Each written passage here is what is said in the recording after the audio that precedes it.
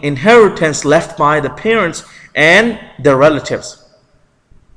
So the parents include mother and father, but it also includes other relatives like the daughter and the son and the granddaughter and the grandson and the grandfather. They all are related through wilada.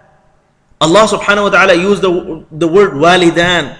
So it includes the relative, those people who are related to wilada. And then if you extend that, then all people who are related by blood or who are related by other forms through marriage or other relations, they are included in that as well, and they are called aqrabun.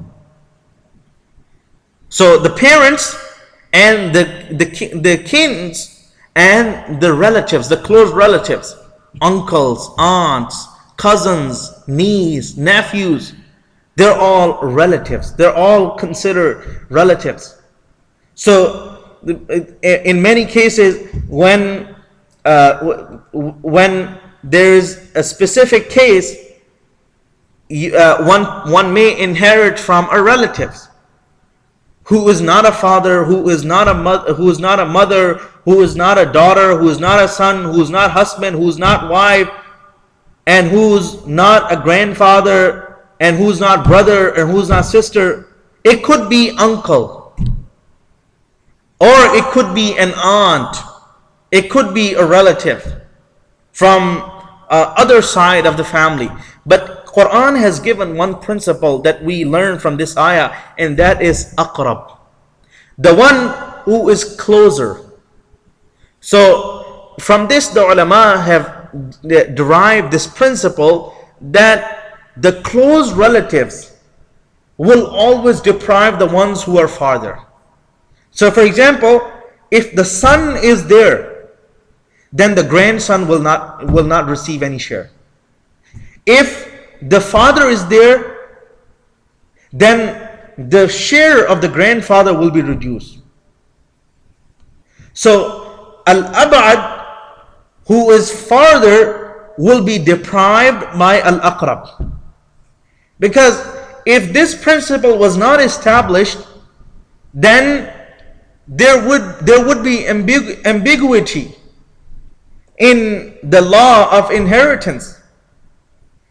In a way, all the human beings are related to each other, because we all are descendants of Adam alayhi salam and Hawa alayhi salam.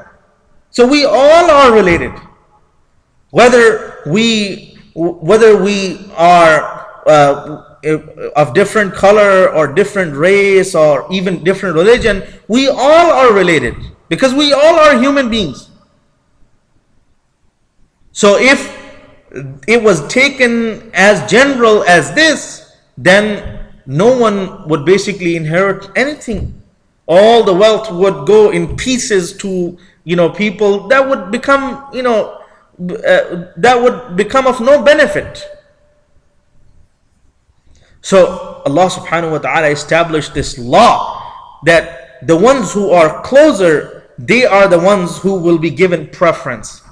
They will receive their share first, and then if there's anything left over, it may be given to other people.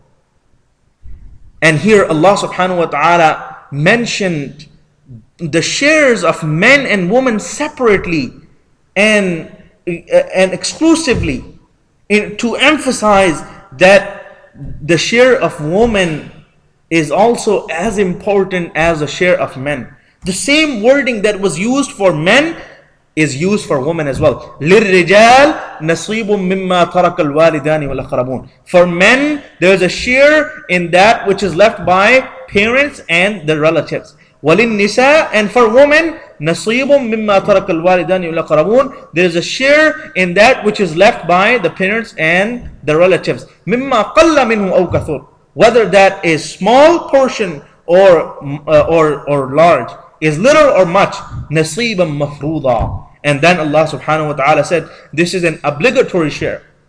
And this tells us that the share that comes from inheritance is not an option. So when it comes to you, you must take it. After you, or even if you don't take it, you still are the owner of that. And after you had received the share, now you have the opportunity, now you have the choice to give it to someone, or gift it to someone, or donate it. But it is a share for you given by Allah subhanahu wa ta'ala. Allah has decided nasiban mafruḍa. Allah has made it obligatory. Allah has decided that this is your share in the inheritance of your father or your mother or your grandfather. So the share must be given and must be taken. And before any distribution takes place, all the wealth that is left behind the parents or the relatives, it is no one's ownership. In fact, in other words, it is the ownership of all. So no one has a right to take anything without the permission of others. But once the distribution has taken place, then each has his own share and he can spend it the way he wants to. But Allah has mentioned that this is nasiban mafruḍa. This is an obligatory share from Allah subhanahu wa ta'ala. Some ulama have given another tafsir of this ayah. They said that the ones who leave behind the wealth, they are parents or the relatives, and the ones who are receiving that wealth, they're also children or relatives. So the children, they have their own specific share, and if there's something left over, or if the children decide to give some share of that, of their portion, their wealth to someone, then they have the choice. But before the distribution takes place, all the wealth is the share, is the collective responsibility and the collective share of all of the relatives. The next ayah, وَإِذَا حَضَرَ الْقِسْمَةَ أُولُو الْقُرْبَى وَالْيَتَامَى وَالْمَسَاكِينُ فَارْزُقُوهُم مِّنْهُ وَقُولُوا لَهُمْ قَوْلًا مَّعْرُوفًا, is about those people. When someone dies, then many people come. Even though people will know that they have no share in the inheritance, but they will come, and they might come at the time of distribution.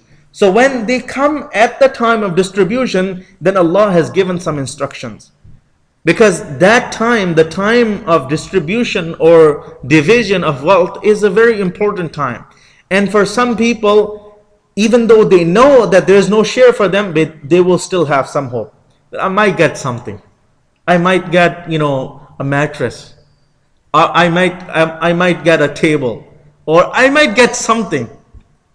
So people come with hopes.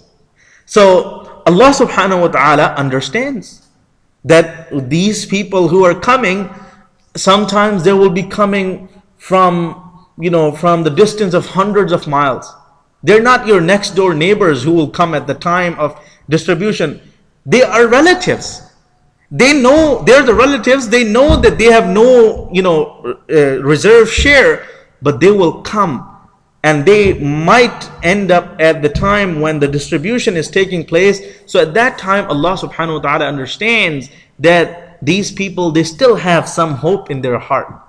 So Allah doesn't want the ones who are getting a share to totally break the hopes of these people and totally deny them of everything. So Allah says, وَإِذَا حَضَرَ الْقِسْمَةِ, and when other relatives and orphans and the needy are present at the time of division, فَارْزُقُوهُم مِّنْ, then provide for them something out of the property, out of wealth. وَقُولُوا لَهُمْ قَوْلًا مَّعْرُوفًا, and speak to them words of appropriate kindness. We will go into tafsir of this ayah, detailed tafsir of this ayah next week, inshallah. But in few words, there are two opinions or two tafsir of this ayah.